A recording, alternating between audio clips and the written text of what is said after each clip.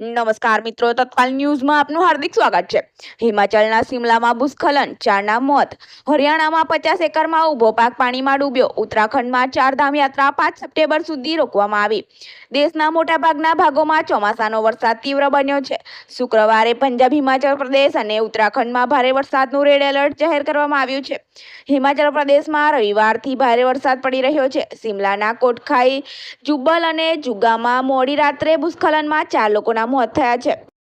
પંજાબના 9 જિલ્લાઓ પૂરના પાણીમાં ગરકાવ થયા છે। રાજ્યના 1312 ગામડાઓ પૂરથી અસરગ્રસ્ત છે। પંજાબમાં સ્કૂલોમાં રજાઓ 31 ઓગસ્ટથી 3 સપ્ટેમ્બર સુધી લંબાવવામાં આવી છે। 27 ઓગસ્ટથી બધી સ્કૂલો બંધ છે। રવિવારે જલંધર અને લુધિયાણા જિલ્લાના ઘણા વિસ્તારોમાં 2 થી 3 ફૂટ પાણી ભરાઈ ગયા હતા। સેના અને એનડીઆરએફની ટીમો સતત રાહત અને બચાવ કામગીરીમાં રોકાયેલી છે। પંજાબમાં વરસાદ અને પૂરને કારણે હરિયાણામાં નદીઓનું જળસ્તર ભયજનક સ્તરે પહોંચ્યું છે। રાજ્યમાં પૂરની ચેતવણી આપવામાં આવી છે। ઘગ્ગર, યમુના અને માર્કંડા નદીઓ છલકાઈ ગઈ છે। 2 સપ્ટેમ્બર સુધી રાજ્યમાં ભારે વરસાદની આગાહી છે। આ તરફ આજે રાજસ્થાનના 27 જિલ્લાઓ અને મધ્યપ્રદેશના 17 જિલ્લાઓમાં ભારે વરસાદની ચેતવણી આપવામાં આવી છે। રવિવારે રાતથી બંને રાજ્યના ઘણા ભાગોમાં ભારે વરસાદ ચાલુ છે।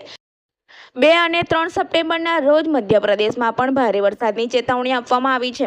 આ દરમિયાન છેલ્લા 15 દિવસમાં જમ્મુ અને કાશ્મીરના 4 જિલ્લાઓમાં વાદળ ફાટવાની ઘટનાઓ બની છે।